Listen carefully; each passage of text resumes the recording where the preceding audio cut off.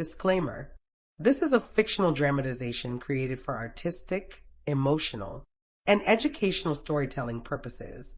All characters and events are entirely fictional and created using AI tools.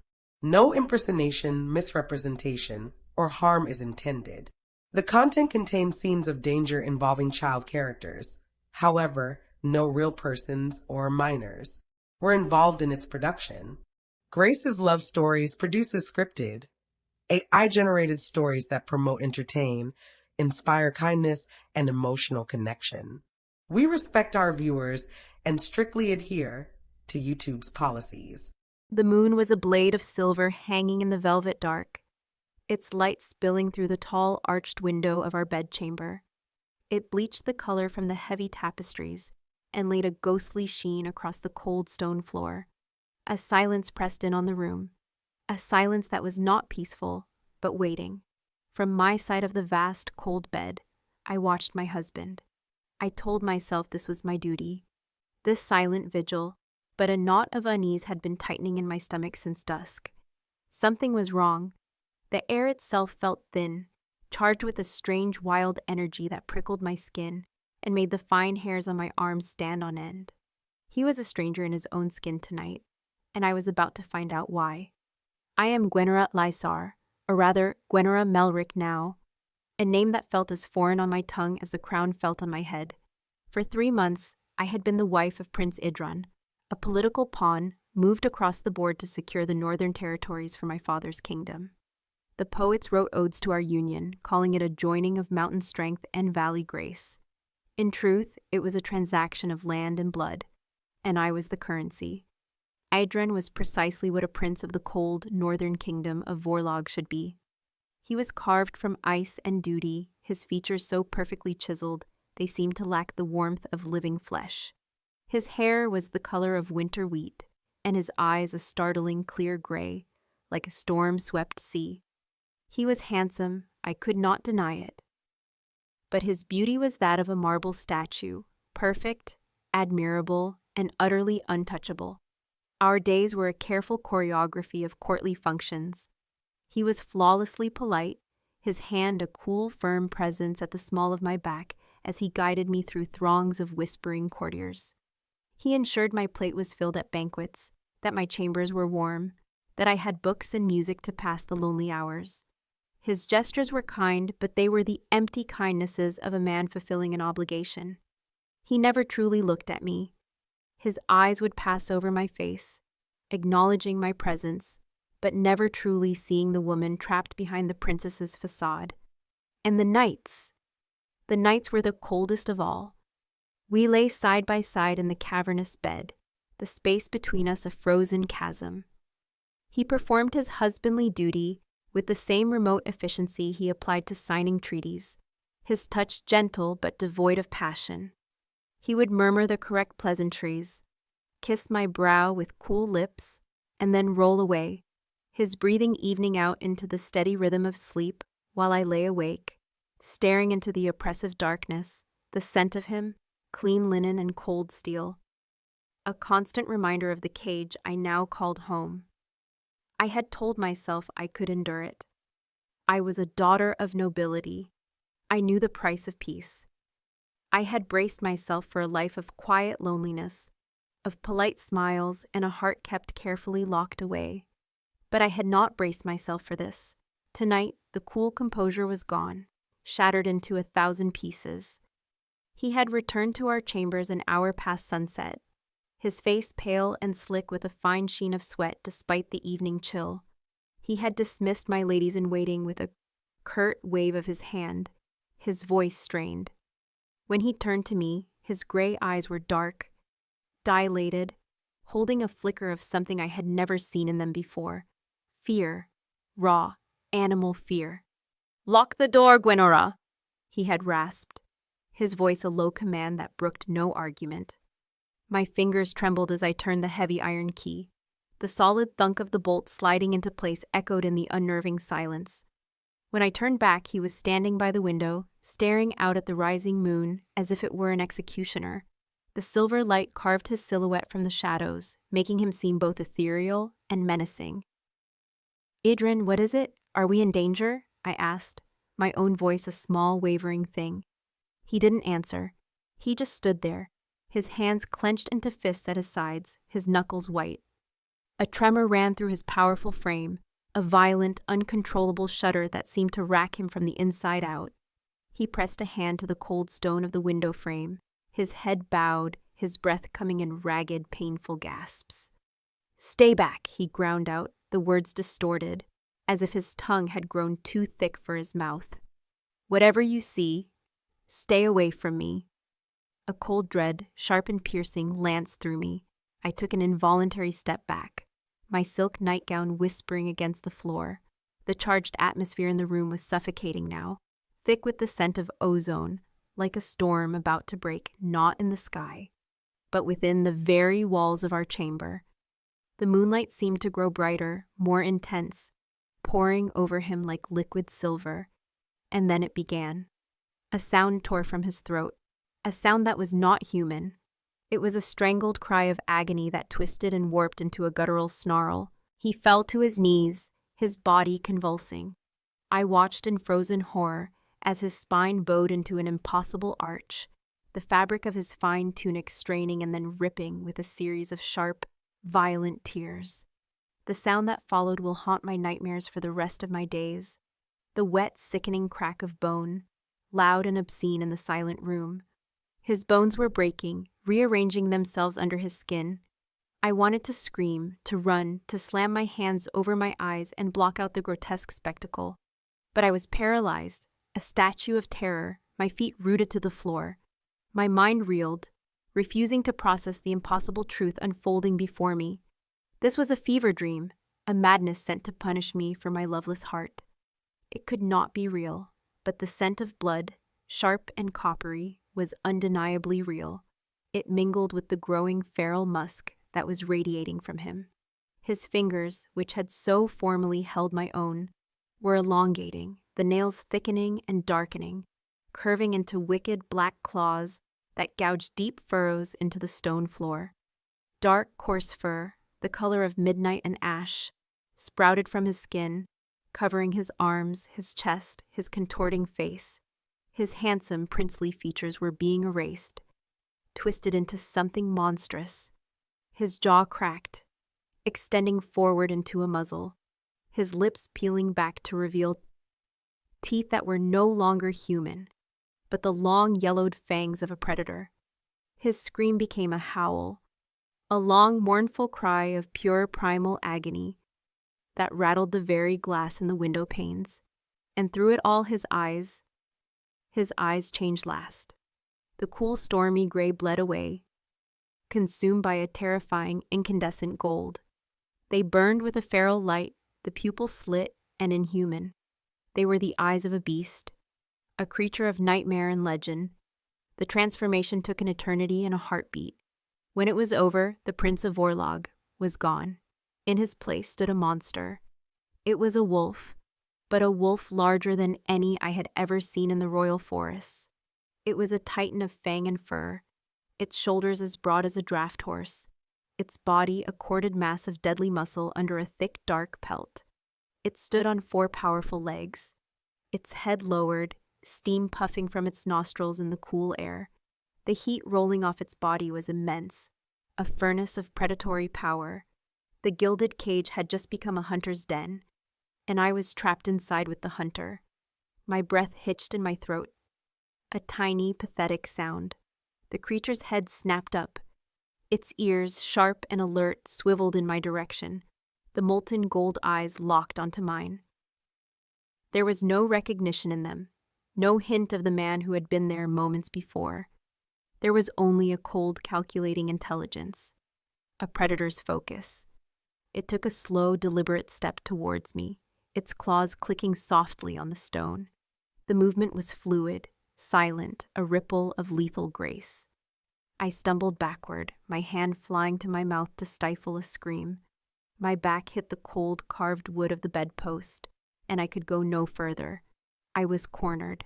My mind raced, scrambling for an explanation, a curse. It had to be a curse. The whispers I'd heard at court, The ones I had dismissed as foolish peasant superstition, tales of the first Melric king, who was said to have made a pact with the old gods of the forest, who could take the shape of a great wolf. The stories were told to frighten children, not to be believed by a well-educated princess. But the proof was here, breathing and bloody and stalking towards me. My marriage was not a political alliance. It was a lie. A monstrous, terrifying lie. I hadn't been married to a prince. I had been given a sacrifice to a beast. The wolf took another step, and another. It was close enough now that I could smell the wildness of it. The scent of pine needles, damp earth, and fresh blood. It was a scent so primal, so overwhelming, it bypassed my terror, and spoke to something ancient and sleeping deep within me. My heart hammered against my ribs, a frantic drumbeat of pure fear, but my limbs refused to obey my command to flee.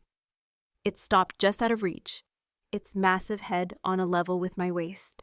It lowered its muzzle, its hot breath ghosting over my trembling, outstretched hand.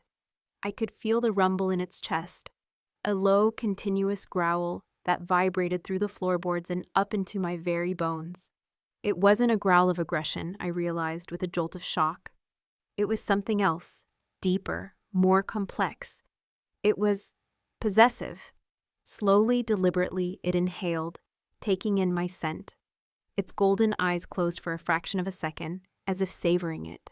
The scent of my fear, my sweat, my blood pounding through my veins. When its eyes opened again, they were fixed on me with an unnerving intensity, and a flicker of something ancient and knowing passed through them. It was as if the beast saw not just the terrified woman before it, but the very essence of my soul. The rational part of my brain screamed that I should be dead already. It should have torn my throat out the moment the change was complete, but it hadn't. It was watching me, studying me, its terrible intelligence a far greater threat than simple, mindless savagery. This was not just a beast. It was him, Edrin, locked somewhere inside that monstrous form. Then its jaws parted slightly, and a sound escaped. A guttural, half-formed word that was more vibration than voice. A sound that tried to shape my name. Gwen? The sound, a rasp of crushed rock and animal need, shattered the last of my composure. It was his voice, twisted and broken by the wolf's throat. But it was him. A choked sob broke from my lips. My prince, my cold and distant husband, was a monster. And in the depths of his burning golden eyes, I saw not the desire to kill me, but something far more terrifying. I saw the desire to claim me. The world narrowed to the space between my hammering heart and his golden eyes. My name, mangled by a throat not made for human speech, hung in the air between us, a bridge of sound across a chasm of terror. The beast, Idran, took a half-step closer, and the primal instinct to flee, to scream until my lungs tore, warred with a paralyzing, morbid curiosity. The man I married was inside that monstrous form, looking out at me through the eyes of a wolf. He lowered his massive head again, the growl in his chest softening to a low, guttural hum. It was a sound of profound, aching loneliness, and it struck a chord of unwilling sympathy deep within me. He nudged my hand, which was still pressed against the bedpost, with the side of his wet nose. The touch was shockingly gentle, a ghost of a caress from a creature built for tearing flesh. His fur was coarse against my skin, smelling of storm-cracked pine and the metallic tang of his own blood. For a timeless moment we stayed like that, the terrified princess and the beast prince. The silver light of the moon seemed to hold its breath. Then, with a suddenness that made me gasp, he pulled back. He looked at me one last time, a long, searching gaze that felt as if it were memorizing every detail of my face, and then he turned. In a single fluid bound of impossible power, he launched himself toward the open window. His massive form blotted out the moon for a second before he disappeared over the stone ledge and into the night, leaving only the cold air and the deep gouged furrows in the floor as proof he had ever been there at all. I didn't move. I couldn't. My legs were water, my lungs frozen. The silence that rushed back into the room was a deafening roar. I remained pressed against the bedpost, my knuckles white, staring at the empty window, my mind a blank slate of shock. The echoes of cracking bone and that agonized howl replayed themselves in my head, a litany of horror. Sleep was a country I could not find. I spent the rest of the night huddled in a chair, a heavy blanket pulled up to my chin, my eyes fixed on the door I had locked hours before. Every creak of the castle settling, every distant call of a nightbird sent a fresh wave of adrenaline through me. I was a prisoner awaiting the return of her jailer. What would he be when he came back? Man or monster? And which was worse? The cold, distant prince who had lied to me? Or the beast that had looked at me with such raw, possessive hunger? Dawn broke gray and reluctant, seeping into the room like a wash of dirty water. It revealed the full extent of the chaos. His torn tunic lay in shreds on the floor, stained with dark patches of blood. The deep scratches in the stone seemed to scream in the morning light. The air was thick with the lingering feral scent of him, an olfactory ghost that refused to dissipate. A soft knock came at the door. I flinched so violently the chair scraped against the floor. "Your Highness," a woman's voice called, calm and steady. "It is Elara. May I enter?" Elara, the head of the royal household. A severe, gray-haired woman whose face was a permanent mask of disapproving efficiency. I had barely exchanged more than a few words with her in 3 months. My voice was a dry croak. "One moment." My hands shook as I crossed the room and turned the heavy key. The bolt slid back with a groan. I opened the door a crack and peered out. Elara stood there, her hands clasped before her, her expression as placid as ever. Her gaze flickered past me, into the room, taking in the scene of devastation. Not a single muscle in her face moved. There was no shock, no alarm. There was only a quiet, weary resignation, as if she were looking at a wine stain on a valuable rug. "The prince has taken a ride," she said, her voice low and even. "He often does after a restless night. I will have the chamber set to rights." She pushed the door open gently and swept past me, followed by 2 young maids who kept their eyes fixed firmly on the floor.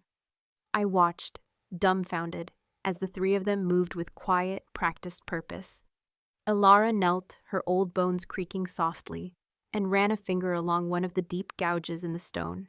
She sighed, a small, frustrated sound, as if this were a recurring and tedious chore. "Granite dust mixed with resin. It will be invisible by noon," she murmured to herself. One of the maids gathered the bloody shreds of the prince's tunic, handling them as if they were common laundry. The other opened the windows wide, letting the sharp morning air rush in to sweep away the scent of wolf and blood. They knew. The realization hit me with the force of a physical blow. This was not a secret horror known only to me. It was a managed, contained, and routine event. A restless night. My life, my marriage, my terror. It was all just part of a monstrous protocol. "You knew," I whispered, the words catching in my throat. "All of you." Elara rose and turned to face me. For the first time, her iron composure seemed to soften, and a flicker of something, pity perhaps, crossed her face. "Some things, Your Highness, are the burdens of the Malric line, and of those who serve them. He is I couldn't say the word. Werewolf? Lycanthrope. The terms felt like they belonged in a peasant's fable, not in the gilded halls of a royal palace. "He is our prince," Elara corrected gently but firmly. "And your husband. He is the blood of the first king, the blood of the great wolf. It is not a curse. It is his birthright, and his burden." The world tilted on its axis. My marriage was not a lie to hide a curse. It was a ritual to honor a birthright. I was not the wife of a man who turned into a beast. I was the wife of a beast who sometimes wore the skin of a man. The maids finished their work and left as silently as they had come, leaving Elara and me alone. "A bath has been drawn for you, Highness," she said, her voice returning to its usual brisk tone. "The council will be expecting you." "The council?" My head spun. Why would they want to see me? "They will wish to welcome you properly." The way she said the word properly sent a chill down my spine. It was clear my true initiation into this kingdom had not been my wedding day, but last night. I allowed her to lead me to the bathing chamber, my limbs moving with the numb obedience of a doll. As I sank into the steaming, herb-scented water, the heat did nothing to chase away the profound cold that had settled deep in my bones. I was adrift in a sea of secrets, and I had no idea how to swim. He was waiting for me when I returned to the bedchamber. Edron stood by the fire, which now crackled merrily in the hearth, as if to mock the horror of the night. He was dressed in a simple black tunic and breeches, his winter wheat hair damp and disheveled. He looked exhausted. There were dark circles under his eyes, and a deep, angry-looking scratch ran from his temple down his jawline, a scratch that hadn't been there yesterday. He had his back to me, but I knew the moment he sensed my presence. His shoulders stiffened, every line of his body tightening with tension. He turned slowly. His face was a pale, strained mask, but it was his eyes that held me captive. The cool, stormy gray was gone. In its place was a turbulent mixture of gray and gold, flecks of the beast's fire still swirling in the depths of his human gaze. It was as if the wolf had not fully retreated, but was lurking just behind the surface, watching me. "Gwenora," he said. His voice was raw, hoarse. I stopped in the middle of the room, clutching the silk of my dressing gown. All the fear and fury and betrayal of the last 12 hours rose in my throat like bile. "You lied to me," I said, my voice shaking with a rage I didn't know I possessed. "My father, the court, this entire kingdom, it was all a lie." "It was a necessity," he answered, his voice flat. He didn't deny it. He didn't apologize. "A necessity?" I took a step forward, emboldened by my anger. "To marry a woman under false pretenses? To lock her in a room while you change? You could have killed me." "But I didn't." The words were quiet, yet they resonated with an absolute certainty that chilled me to the core. He took a step towards me, and I flinched back. A flicker of pain, deep and genuine, crossed his face before he masked it. "The wolf. It would not harm you. It cannot." "How can you possibly know that?" I spat. "Because you are my mate," he said, the words falling like stones into the silence. "The bond was forged when we took our vows. It recognizes you. It will protect you above all else, even from myself. Mate." The word was so primal, so animal. It stripped away all pretense of our courtly marriage, laying bare the raw, possessive truth I had seen in those golden eyes. I was not his wife. I was his mate, his property. "I am a princess of Lisar," I said, drawing myself up, a pathetic attempt to reclaim some semblance of my old identity. Not some animal to be claimed. "You are both," he said, his gaze intense. "And that is something you must learn to accept. Your world is no longer just one of gowns and politics. It is now one of fang and claw as well. Our world." He closed the distance between us then, moving with the same silent grace the wolf had possessed. He stopped directly in front of me, so close I could feel the heat radiating from his body and see the flecks of gold swirling in his irises. The scent of pine and wildness still clung to him, a faint but undeniable reminder of the beast within. He reached out, his hand hovering in the air for a moment before he gently touched the scratch on his own jaw. This happened when I landed. I was careless, rushing to put distance between us, to give you space. He looked down at my hands, which were clenched into fists at my sides. "I never intended for you to see it the way you did. The first change after a mating, it is unpredictable, volatile. I should have been chained." His confession, the hint of vulnerability, did more to disarm me than any threat. He was not a monster reveling in his power. He was a king burdened by it. I saw in that moment the crushing weight of the crown he was born to wear, a crown not of gold, but of bone. "Why me, Idrin?" I asked, my voice barely a whisper. "Why was I chosen?" "Our bloodlines are compatible, ancient. Your lineage has a strength the council believed would be able to withstand the bonding. He paused and his eyes searched my face. And when I first saw you, the wolf, it was quiet for the first time in years. It knew you. Before I could process the implications of his words, the heavy oak door swung open. Alara stood there, her face impassive. Behind her stood 2 guards, their faces grim, their hands resting on the pommels of their swords. They were dressed in black leather armor, embossed with the snarling wolf's head of the Malric crest. "My prince," Alara said, her voice cutting through the tension. "The council is assembled. They are waiting to see the princess." Idren's jaw tightened. He straightened up, the moment of vulnerability gone, replaced by the cold mask of the prince. He looked from Alara to me, and the message was clear. The private horror was over. The public reckoning was about to begin. "Come," he said, his voice once again the familiar, remote command of a royal. He held out his hand. "It is time you met my pack." Idren's hand was a cool, firm weight in the small of my back, guiding me from our chambers. The gesture was the same one he had used 100 times in the royal court, a practiced motion of polite possession. But today, it felt entirely different. It was no longer the touch of a prince. It was the touch of a keeper, an owner. A current of energy, subtle but undeniable, seemed to flow from his palm into my spine, a low hum of possessive power that was both terrifying and strangely steadying. The corridors we walked were not the grand, tapestry-lined halls of the public royal wing. He led me down a winding staircase I had never seen, into the older, deeper parts of the castle. Here, the walls were rough-hewn stone, sweating with a damp chill. The air grew heavier, thick with the smells of earth, wood smoke, and something else, a musky animal scent that spoke of a power that had seeped into the very foundations of this place over centuries. The 2 guards followed us, their footsteps unnervingly silent on the stone flags.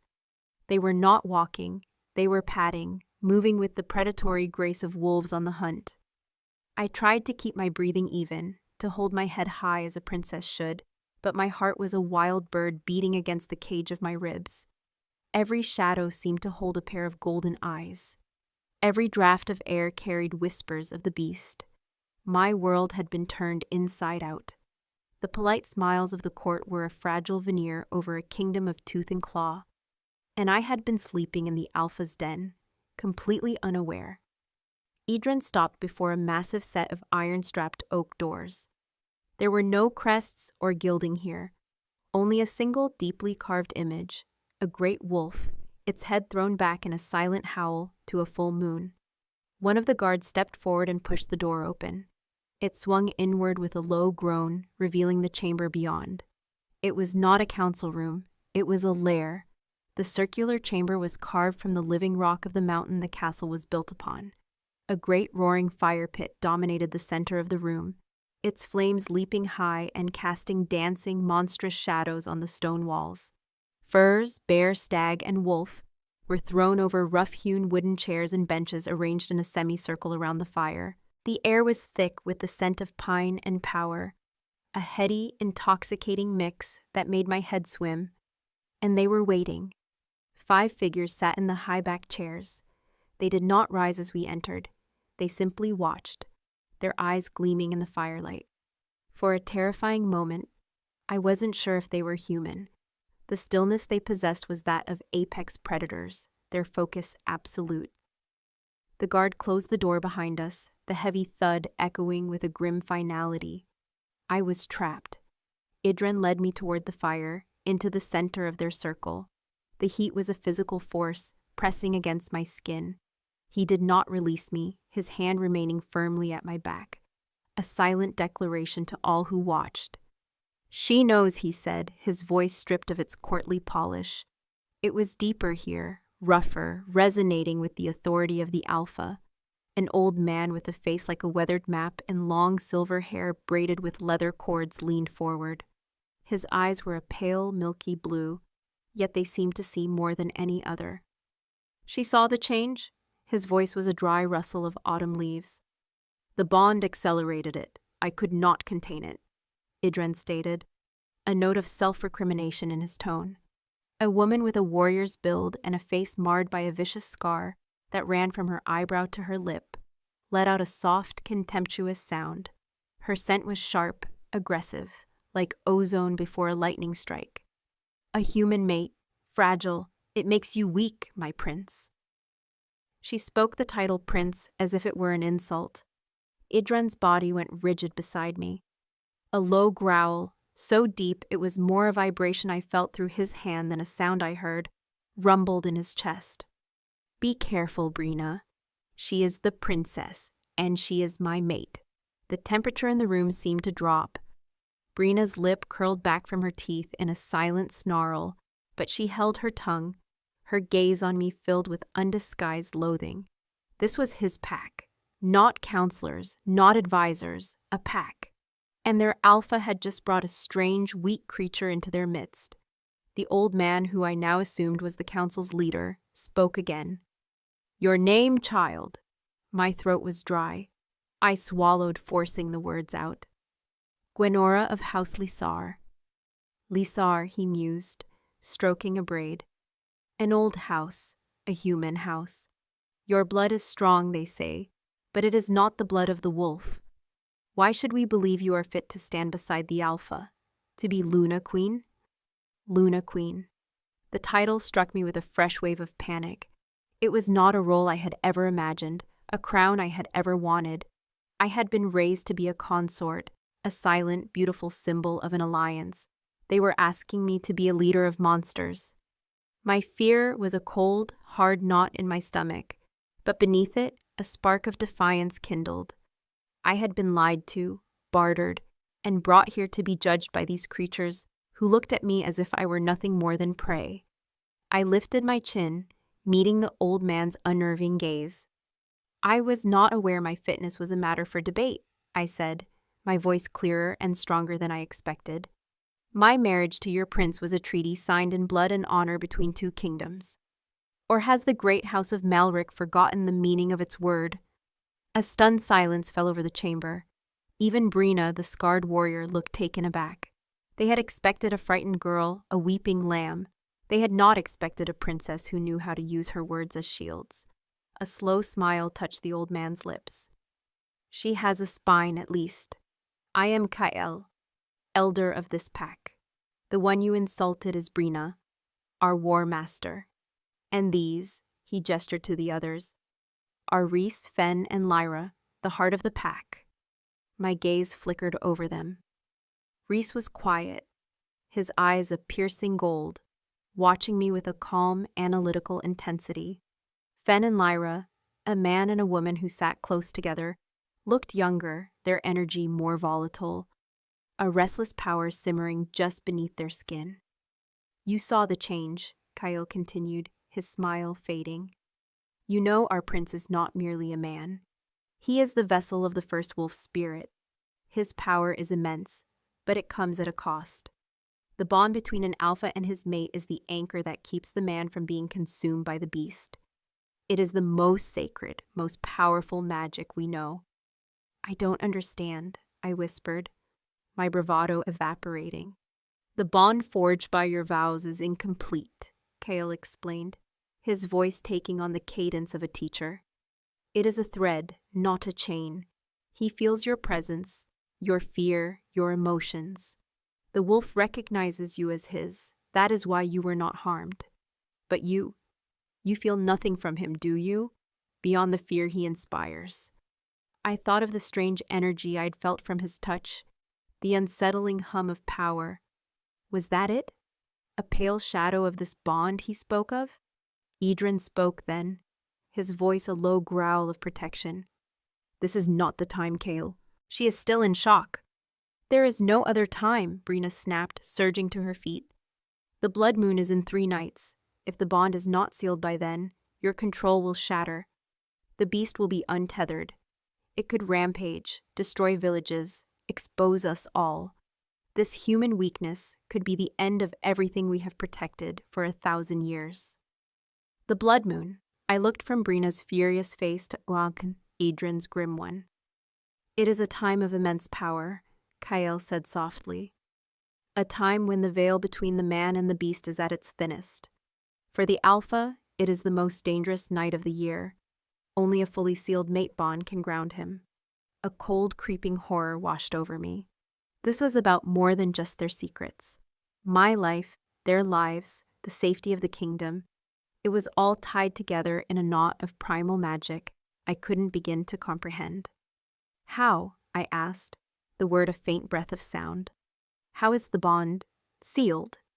Idren placed his hand on my shoulder, his grip tightening, a silent message for me to be still, to let him handle this.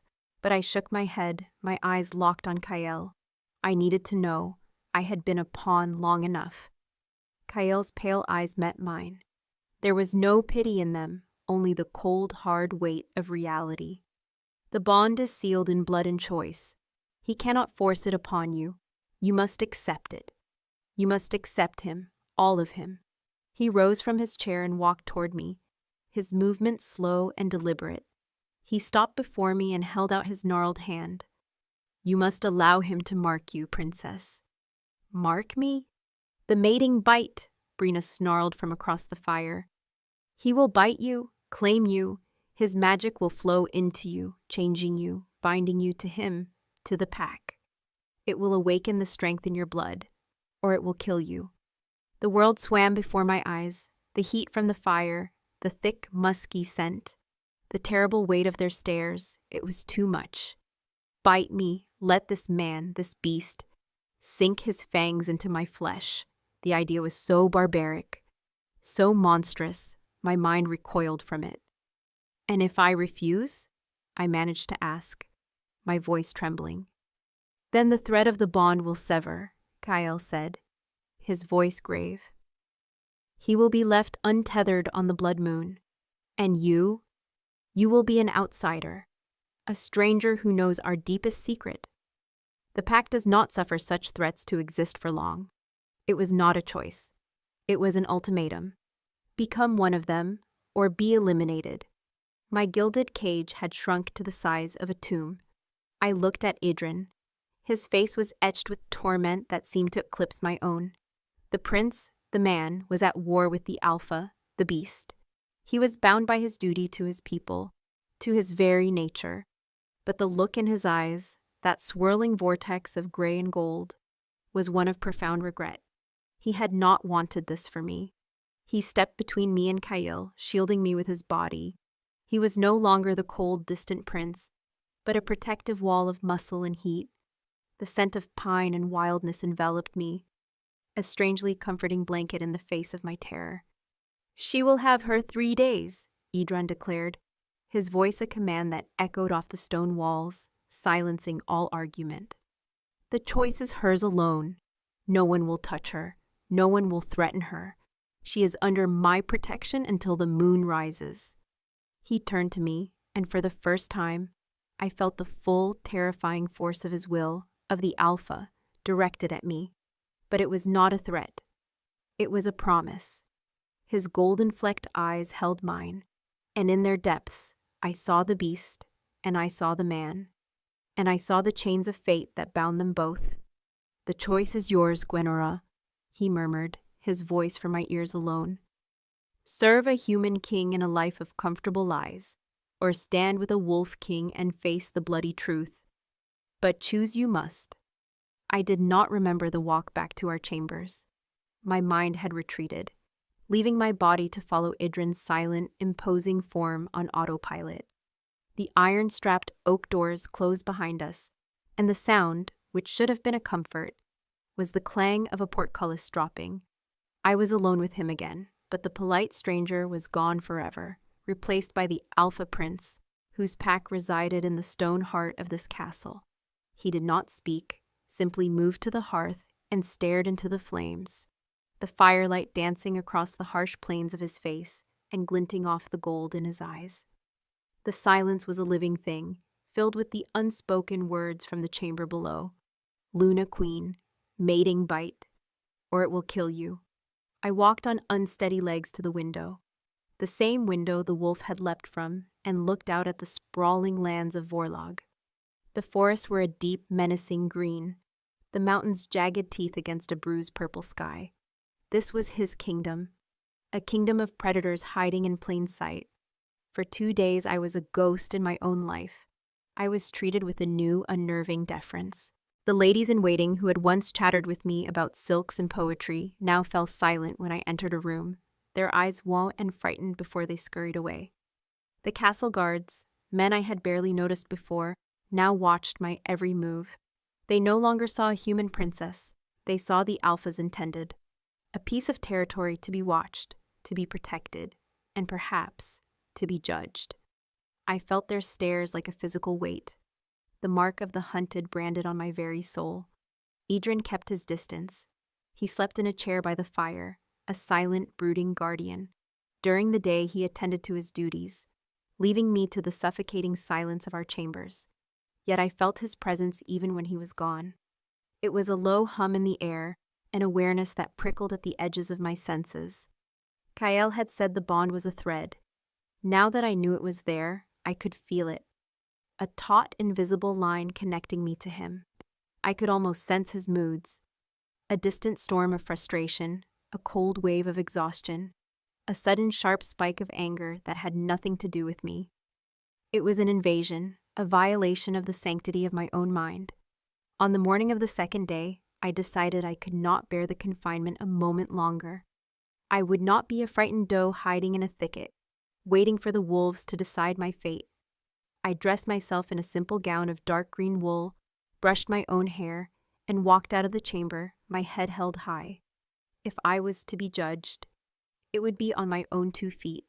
I sought refuge in the one place that had ever offered me peace here, the glass gardens. A sprawling conservatory of iron and glass built against the southern wall of the castle. It was a pocket of warmth and life in the cold stone fortress. I had spent hours there, reading among the fragrant blossoms and lush greenery, pretending I was anywhere else. But today the peace was gone. The humid air felt close and cloying, the scent of the exotic flowers too sweet, almost sickening. The rustle of leaves sounded like whispers. I knew I was not alone. I found her by a fountain of black marble, sharpening a wicked-looking dagger on a whetstone. Brina, the War Master. She didn't look up as I approached, the rhythmic schlick, schlick of steel on stone the only sound. She wore black leather breeches and a tunic, her powerful muscles moving with efficient grace. The scar on her face seemed to writhe in the dappled sunlight. "The little bird has left its cage," she said without preamble, her voice a low, dangerous purr. She still didn't look at me. "Or were you trying to fly away?" "I am the princess of this castle," I said, my voice tight. "I go where I please." Brina laughed, a harsh, humorless sound. "You are a trinket from the south, nothing more, a porcelain doll brought here to soothe a beast you cannot possibly comprehend. You think your title means anything to us? To the pack? We have only one law, the strength of the alpha, and you are making him weak." She finally looked up, and the raw animosity in her gaze was a physical blow. Her eyes were a pale, predatory gray. The eyes of a wolf even in her human form. "You don't know him," I countered, though the words felt hollow. Did I know him? I have run with him since we were pups. I have fought at his side, bled for him, watched him tear our enemies apart. I know the fire that burns in his blood, and I know what happens when it burns without an anchor. She stood, her movements fluid and menacing, the dagger now held loosely in her hand. She was taller than I was, broader, radiating an aura of violence that made the air crackle. He carries the spirit of the first wolf. It is a god of hunger and rage. For years he has fought it, controlled it. But the bond with you, it's like a crack in a dam. All that power needs to go somewhere. It needs a strong vessel to receive it. It needs a Luna who can bear his mark and rise to meet his power, not a fragile human who will shatter at his first touch. She took a step closer. The scent of ozone and aggression rolled off her. He looks at you, and the man in him feels pity, protection, but the wolf just sees a mate, a thing to be claimed. On the night of the blood moon, there will be no prince. There will be no pity. There will only be the beast. And when it comes for you and your weakness makes you scream and fight, your rejection will shatter his control completely. And when he slaughters you, your blood on his muzzle will be the thing that finally drives him mad forever. Her words were poisoned darts, each one finding its mark in my deepest fears. A cold terror, sharper and more immediate than anything I had felt before, seized me. He would not, I whispered.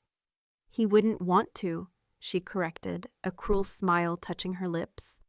She took another step, cornering me against the cold marble of the fountain. But the beast will.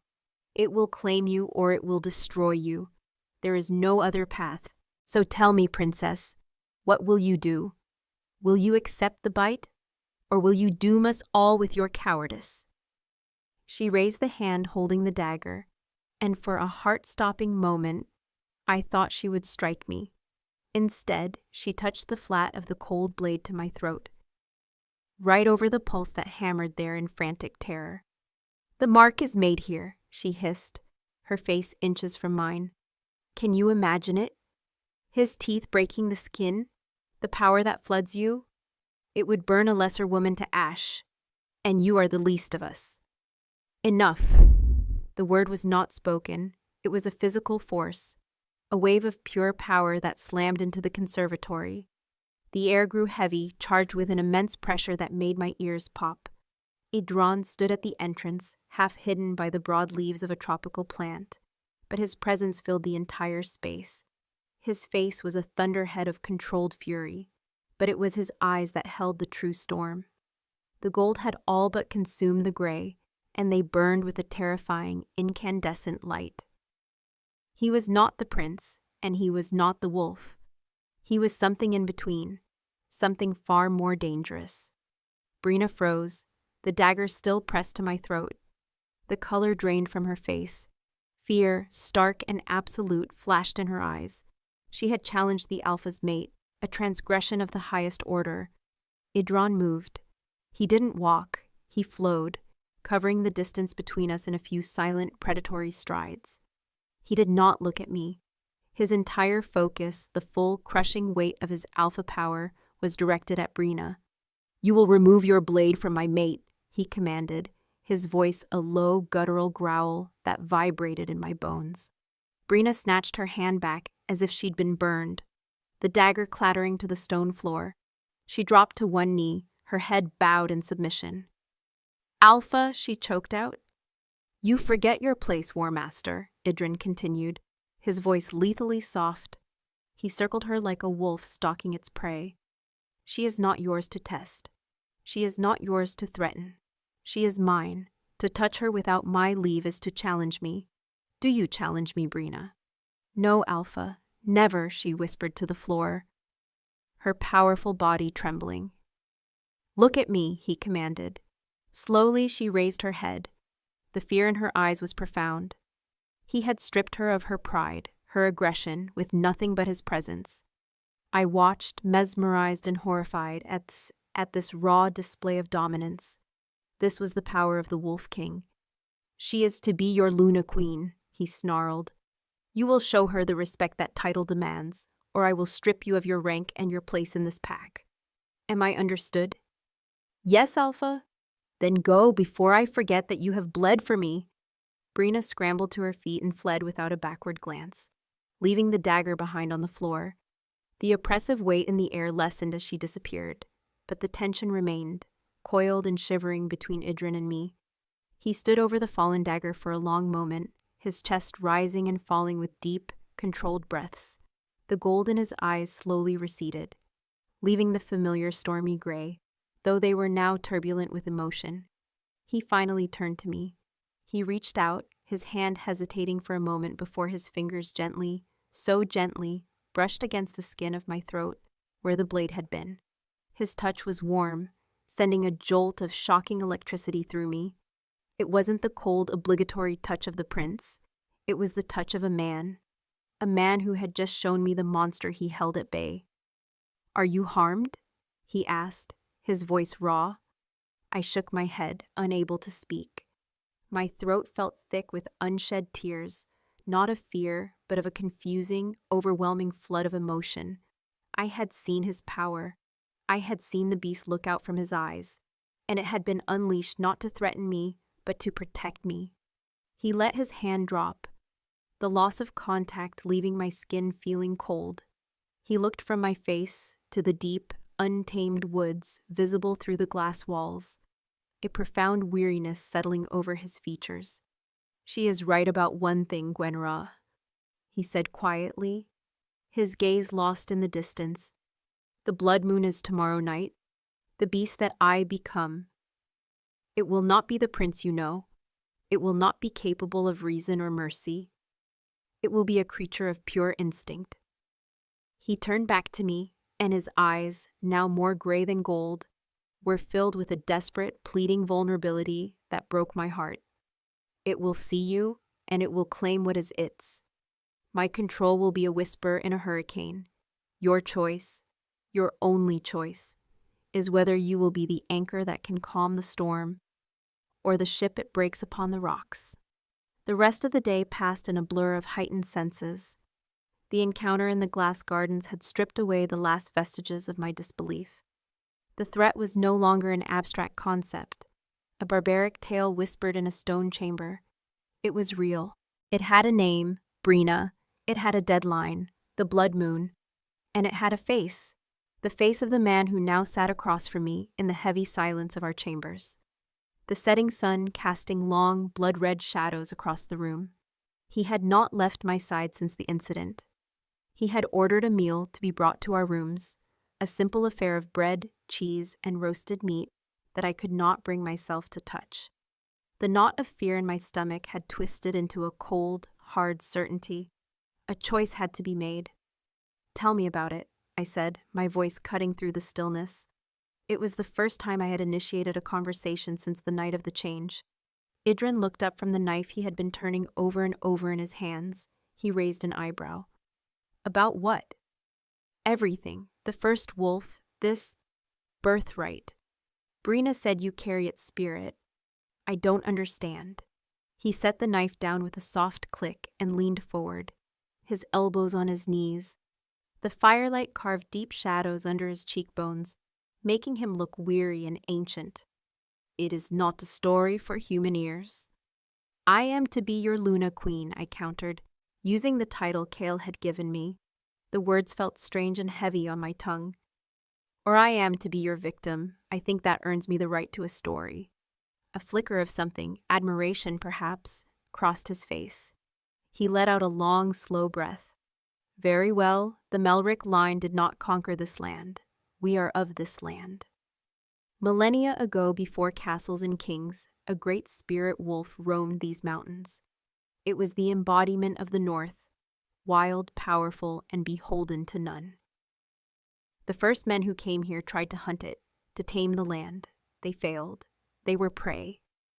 His voice was low, hypnotic, the cadence of a story told 1,000 times around a clan fire. Then came the first Malric. He did not come with a spear, but with respect. He understood that the spirit could not be conquered, only joined. He performed a ritual on a night of a blood moon. He offered his own blood, his own heart, and his own will to the spirit. He asked not for mastery, but for union. The spirit accepted. It merged with his bloodline, a river of magic flowing into a human vessel. He became the first Wolf King. "So it is not a curse," I breathed, the pieces falling into place. "No, it is a covenant. In exchange for a human form, a mind to reason, and a heart to feel, the spirit offers its strength, its senses, its connection to the wild. The Maelric kings have used that power to protect this kingdom for 1,000 years. But the spirit is not a tame thing, Gwenra. It is primal. It remembers being the apex predator, the god of this mountain. And with every generation, its voice grows stronger in the blood. My father, he struggled to contain it. He ruled with a fist of iron because he was terrified of the power raging inside him. He looked into the fire, his gaze distant, haunted. The alpha spirit demands a mate, an anchor, a Luna, a queen to rule the wild heart of its kingdom. Without one, its power is untethered, destructive. It seeks balance. My father's mate, my mother, her blood was weak. The marking broke her mind. She lived out her days in a padded room, seeing monsters in every shadow. The spirit's power, unbalanced, eventually consumed my father from within. A profound, chilling sorrow washed over me. This was the legacy he carried. Not just a crown, but a raging god in his veins and in the memory of a family destroyed by it. His coldness, his distance, it was not a lack of feeling. It was a shield, a cage he had built around himself to protect others from the fire within. And you, I asked softly, why did you wait so long to find a mate? He finally met my eyes, and the pain in them was so raw it stole my breath. Because I feared I would repeat his tragedy. I tried to master the spirit through will alone. I became a prince of ice, locking my emotions away, believing I could starve the beast. But it only grew hungrier. The pack grew restless. The kingdom needed a strong alpha, not a cold king. The elders, Kael, they found you. Your lineage is ancient, stronger than my mother's. They believed you could withstand the bond. I saw you, and for the first time, the howling in my blood went quiet. I allowed myself to hope. He gave a short, bitter laugh. It seems I have only brought you to the same precipice. We sat in the flickering firelight, the truth a raw, open wound between us. He was not a monster. He was a man fighting a god within himself, a man bound by a terrible, magnificent destiny. He had lied to me, yes, but he had done it to protect me, to give me a choice he himself had never had. Brina said the bond would change me, I said, my voice barely a whisper. It will. My magic, the spirit's magic, will flow into you. It will awaken things in your own blood that you never knew existed. Your senses will sharpen. You will feel the pack, the land, as if they were extensions of your own body. You will be stronger, faster, more alive than you have ever been. He paused, his expression becoming deadly serious. But the price is high. You will be bound to me, to my life, to my fate. You will feel my pain, my rage. The wolf will always be a part of you, a whisper in your heart. You will never again be just Gwenora of House Lysar. You will be part of something older and wilder than any human kingdom. I rose and walked to him, my feet moving of their own accord. I knelt before his chair so we were at eye level. I could smell the faint scent of pine that always clung to him, see the exhaustion etched in the lines around his eyes. He watched my every move, his body tense, uncertain. I reached out and laid my hand on his jaw, where the scratch from the change had been. It was nearly healed now, only a thin pink line remaining. His skin was warm, his stubble rough against my palm. He flinched at my touch, a barely perceptible tremor, as if he were unused to any tenderness. I did not pull away. What if it kills me? I asked, my voice steady, though my heart was hammering. What if my blood is not strong enough? He covered my hand with his own, his large, calloused palm engulfing my fingers. His touch was electric, a current of warmth and that strange humming power flowing into me. It will not, he said, his voice a low, fierce vow. The wolf chose you. The spirit in my blood recognized you as its mate. It will not destroy what it has chosen. He squeezed my hand gently. The danger is not in the bite, Gwenora. The danger is in the fear. If you fight it, if your heart rejects the bond as it is being forged, then the magic will have nowhere to go. It will tear you apart. I looked deep into his eyes, into that swirling storm of gray and gold. I saw the prince, noble and burdened. I saw the alpha, powerful and protective. And for the first time, I saw the man, Idran, who was trapped between them both, desperate and alone.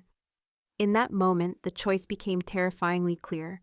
I could run, I could refuse and hope the pack's justice was swift. That would be an end to fear. Or I could stay. I could take this impossible leap of faith into a world of magic and blood and fangs. I could bind myself to this magnificent, tormented man and face the monster at his side. It was a choice between a swift death and a life I could not possibly imagine. A life of fear, yes, but also of a power and a passion my old world could never offer. My life as a princess, a political pawn, had been a gilded cage, beautiful and empty. Brina had called me a porcelain doll. Perhaps she was right, but even dolls could choose to stand up. Even caged birds could choose to fly, even if the flight was into the heart of a storm. The night of the change, I began, my voice trembling slightly as I recalled the memory. When you were the wolf, you came to me. You could have killed me, but you didn't. You touched my hand. He nodded, his gaze intense. I remember. It was like a dream. I was raging, lost in agony and power. And then there was your scent. A beacon, a quiet harbor. I knew, the wolf knew, that you were home. Home. The word resonated in the deepest part of my soul. I had never had a home. I had my father's castle, and now my husband's, but I had never belonged anywhere. A strange calm settled over me. The fear was still there, a cold stone in my gut, but it was no longer in control. I had been born into a world of duty and obligation. For the first time in my life, I was being given a choice that was truly my own, a choice that would define not just my future, but the very essence of who I was. The blood moon rises tonight, I said, my gaze unwavering. Yes, he confirmed, his voice thick with emotion. I leaned forward, closing the small distance between us. The scent of him, fine in power and man, filled my senses. I pressed my lips to the thin scar on his jaw. A soft, deliberate kiss. He went utterly still, his breath catching in his throat. It was the first time I had ever touched him with intent, with anything other than marital duty.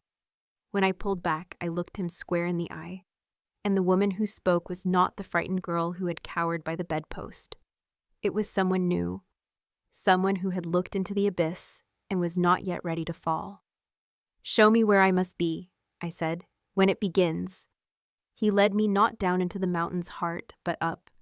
We climbed a winding turret stairwell I had never seen, the stone steps worn smooth by centuries of Melric feet.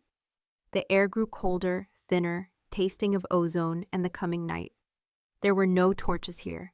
The only light came from narrow arrow slits that showed glimpses of a sky deepening from indigo to a bruised, bloody violet. Idrin walked ahead of me, his broad shoulders a dark silhouette, the silence between us heavy with unspoken gravity.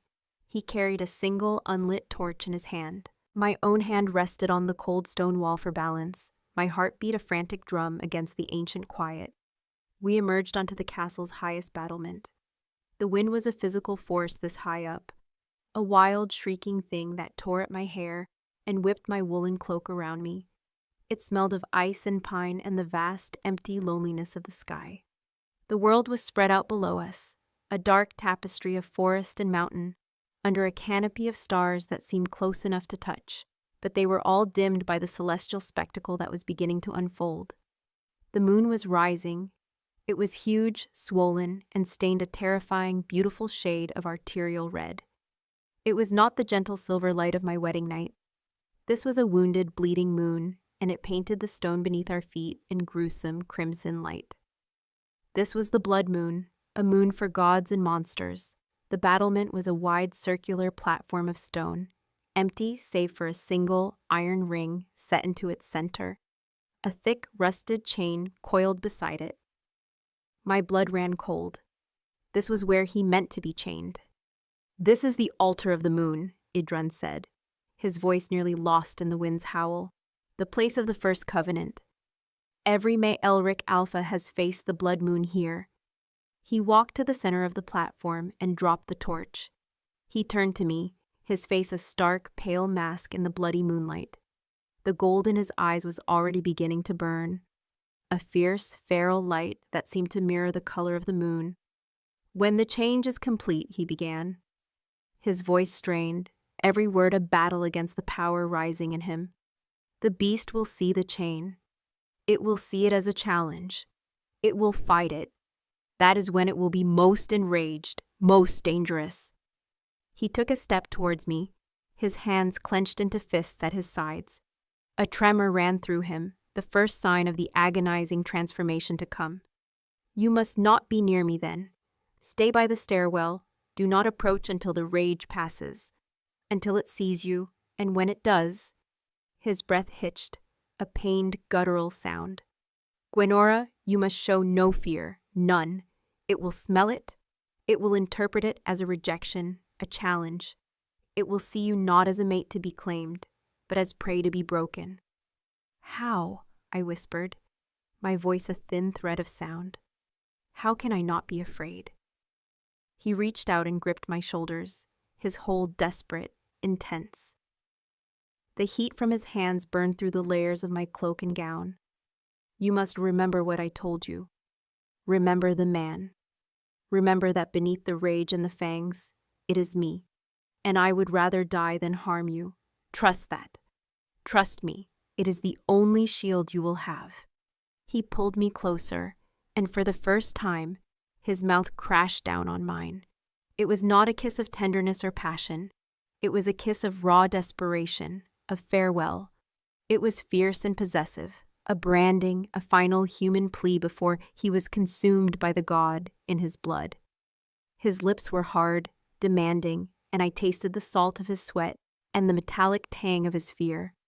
It was over as quickly as it began.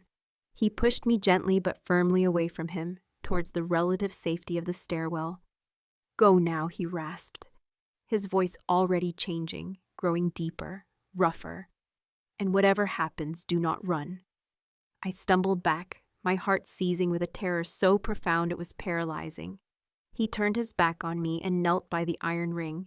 He picked up one end of the heavy chain and, with movements that were becoming stiff and jerky, began to wrap it around his own waist. Another tremor racked his body, more violent this time.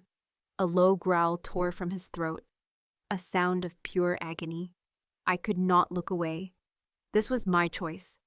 I had to bear witness. The change was faster this time, more violent. There was no slow tearing of fabric, only an explosive shredding as his body began to swell and contort.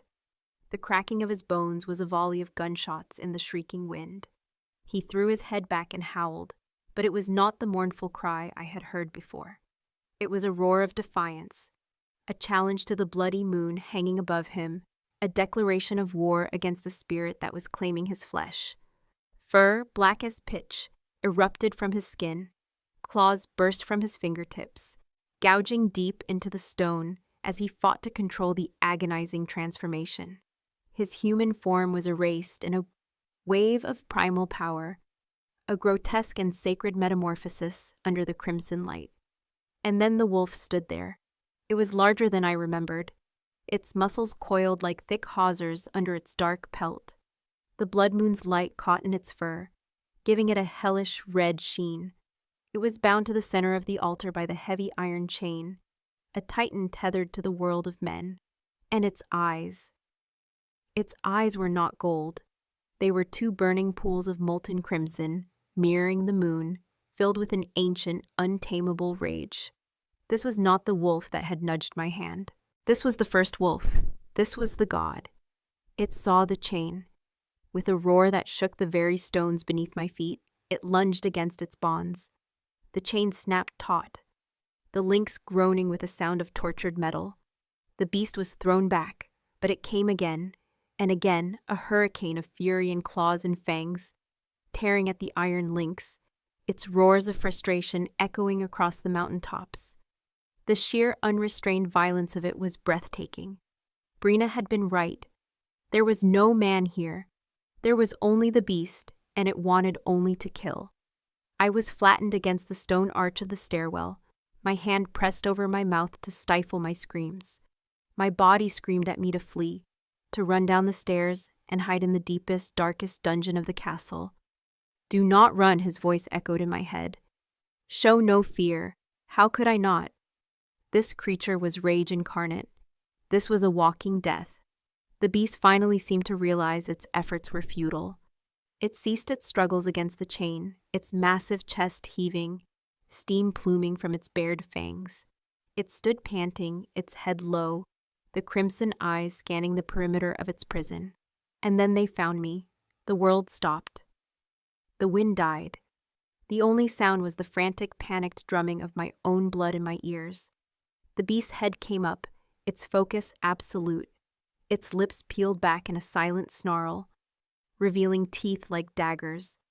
The scent of my terror must have been a stench in the air, a beacon calling to the predator. It took a slow, deliberate step towards me, the chain pulling taut, a low, menacing growl rumbling deep in its chest. This was it, the moment of truth. Anchor or ship, life or death. I closed my eyes. I could not watch it stalk me. Remember the man. I saw his face in my mind, his eyes swirling with gray and gold, filled with torment and a desperate hope. Trust me. I pictured his hand covering mine, the warmth, the strength. You are home. The words were a lifeline in a sea of terror. I clung to them. I was not Gwenora, the pawn. I was Gwenora, his mate. I was the one he had chosen, the one the wolf had recognized. I was his anchor. I had to be. I opened my eyes. The wolf was at the very end of its chain, only a few yards from me now. It was crouched low, its muscles tense to spring. The growl was louder now, a promise of violence. Taking a breath that felt like swallowing fire, I pushed myself away from the wall. I took one step forward, onto the bloodlit stone of the altar. The wolf froze. Its growl faltered for a fraction of a second, a flicker of confusion in its crimson eyes. It had expected the prey to cower or flee. It had not expected it to advance, show no fear. I forced my legs to move, one step, then another. I walked slowly, deliberately, into the circle of its rage. I did not raise my hands. I did not avert my gaze. I kept my eyes locked on its, trying to project a calm I was a universe away from feeling. I was walking into the jaws of death, and every primal instinct screamed at me to stop. I stopped just out of its reach. We stood there, facing each other, the she-wolf and the god, the human and the beast. "Idran," I whispered, the wind stealing the name from my lips, but I knew it heard. Its sharp ears twitched. A low whine escaped its throat, a sound of profound confusion. The rage was still there, a simmering volcano in its eyes, but it was now warring with something else. Recognition. I took the final step. I was now within its reach. It could lunge, and I would be dead before I could even scream. It did not lunge. It remained frozen, its massive form trembling with the force of the warring instincts inside it.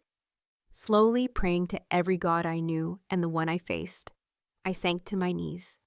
I lowered my head, baring the back of my neck. It was an act of ultimate submission, an act of ultimate trust. I was offering myself. I was giving it the choice, claim me or kill me. For an eternity there was nothing, only the howl of the wind and the thunder of my own heart. I waited for the crushing weight of its jaws, for the searing pain of its fangs. Instead, I felt a puff of hot, musky breath against my skin. I felt the delicate, hesitant touch of a wet nose against my hair. A low sound rumbled in its chest, but it was no longer a growl of rage. It was a deep, guttural purr of possession, of acceptance. It nudged my shoulder, a gentle but firm pressure, pushing me to turn my head. I did slowly, my eyes still downcast. It nudged me again, more insistently. I knew what it wanted. With a trembling hand, I pulled aside the thick collar of my gown and my woolen cloak. I tilted my head, exposing the pale, vulnerable skin of my neck and shoulder to the cold night air and to the beast. I felt its breath, hot and heavy, against my throat. I could smell the blood and wildness on it. This was it. I held my breath, my body rigid, waiting for the bite. It would either be the searing pain of death or the burning fire of a new life. Its teeth, sharp and terrifying, grazed my skin. A jolt, half pleasure, half fear, shot through me. It licked the spot, a rough, warm tongue testing me. Then with a final possessive growl that was part man, part beast, and part god, it bit down. Fire. My first sensation was fire. Not the destructive heat of a flame, but a liquid golden fire that erupted from the point of the bite and flooded every inch of my body. It was an agony so pure, so absolute, it transcended pain and became something else entirely. It was a holy conflagration, burning away the woman I had been. It incinerated the fear, the doubt, the lonely girl in the gilded cage. It swept through my veins, rewriting my very essence, reforging me in the crucible of its primal magic. I did not scream. The fire consumed my voice, turning it to ash. My consciousness shattered into a million incandescent shards. And in that moment of dissolution, I felt him. Not just the physical weight of the wolf above me, but Idrun. His soul, his power, the ancient spirit of the first wolf. It all poured into me, a tidal wave of sensation and memory. I felt his loneliness, a vast, frozen expanse he had inhabited his entire life. I felt the crushing weight of his duty, the constant howling battle for control. I felt his terror, not for himself, but for me. And beneath it all, I felt a love so fierce, so possessive, so utterly absolute, it was a force of nature in itself. It was the love of a king for his kingdom, of a wolf for its mate, of a god for its single, chosen worshipper. And I felt the pack. The bond, once a thin, tentative thread, became a brilliant network of light, connecting me to them all. I felt Kael's ancient wisdom, a deep, slow-moving river. I felt Brina's fierce, grudging loyalty, a fire banked but not extinguished. I felt the restless energy of the others, their surprise, their awe, their acceptance. I was no longer an outsider. The mark had made me one of them. I was Luna. The world rushed back in, a kaleidoscope of senses so sharp and vivid they were overwhelming. The wind no longer just chilled my skin. I could feel its currents, taste the scent of pine and distant snow it carried. The stone beneath my knees was not just cold and hard. I could feel the age of it, the deep, slow heartbeat of the mountain itself. And I could hear everything, the scuttling of a mouse in the castle walls 100 feet below, the steady, powerful beat of Idrun's heart. I opened my eyes. The wolf was still above me, its fangs still embedded in my shoulder, but the pressure was gentle now. Its eyes were no longer crimson with rage. They were a pure, molten gold, and they gazed down at me with an intelligence and a tenderness that made my own heart ache. It was him, all of him, man and beast, prince and god, fused into one by the magic of our sealed bond. Slowly he released me. He licked the wound on my shoulder, his rough tongue a soothing balm against the burning ache. The bleeding had already stopped. He looked at me, a long, searching gaze, and then threw his head back and howled. It was a sound I will never forget. It was not a cry of pain or defiance, but a song of pure, triumphant joy. It was a declaration to the bloody moon, to the mountains, to the stars, and to the pack, waiting in the heart of the mountain below. It was the sound of a king who had finally found his queen. From the depths of the castle, an answering chorus of howls rose to meet his, a symphony of wild voices acknowledging their new Luna. My pack! I awoke in our bed, the morning sun warm on my face. For a moment I was disoriented, the events on the battlement feeling like a fever dream. Then I felt the dull, throbbing ache in my shoulder. I pushed aside the silk of my nightgown and looked. There, on the pale skin of my shoulder and neck, was the mark. It was not a ragged wound, but a beautiful, intricate pattern of silvery scar tissue, like a swirl of frost on a winter window pane. It seemed to shimmer with a faint, inner light, a permanent testament to the vow I had made. It was a brand of ownership, yes, but it was also a crown. I felt a presence and turned my head. Idrun was sitting in the chair by the fire, watching me. He was human again, dressed in a simple tunic, but he was not the same man. The icy mask was gone, shattered forever. The cold, distant prince had been banished. replaced by a king who wore his power not as a burden, but as a mantle. His eyes, a perfect balanced swirl of gray and gold, held a warmth I had never seen before. "Gwenora," he said, his voice husky. I sat up, a wave of dizziness washing over me as my newly heightened senses adjusted to the world. The sunlight was brighter, the scent of the wood smoke from the hearth richer. I could feel him, a steady, comforting presence at the edge of my mind. A warm glow that mirrored the mark on my shoulder. He crossed the room and sat on the edge of the bed. He reached out, his fingers tracing the edge of the silvery mark, his touch sending a shiver of pleasure through me. "I remember everything," he said, his voice thick with wonder and remorse. "The rage, the fear in your eyes, Gwenora, what you did, the trust you showed me." He couldn't finish, his throat tight with emotion. I placed my hand over his. "You told me to trust you, so I did." He looked at me, and his eyes were filled with a love so profound it made the courtly poems I'd once read seem like children's rhymes. He leaned in and kissed me, and this time, there was no desperation, no farewell. It was a kiss of beginning, a joining of two souls who had found their other half in the heart of a storm. It was gentle and deep and full of promises that needed no words. When he pulled away, he rested his forehead against mine. I thought I was wedding a human princess to seal an alliance.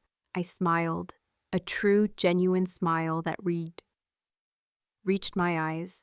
I could feel the strength humming in my blood, a wild, joyful energy that longed for the forest and the hunt. I was no longer a fragile doll. I was something more. "And I thought I was marrying a cold, distant prince," I murmured, my fingers tracing the line of his jaw. "But it seems we both discovered our fate belongs to the wolves." He closed his eyes, a contented sigh escaping him. For the first time since I had met him, the great Alpha, the Wolf King of Vorlog, looked completely and utterly at peace. He was no longer alone in his wild kingdom. He had his Luna, and as the sun streamed into our chamber, I knew, with a certainty that resonated in the very marrow of my bones, that I was finally, truly home.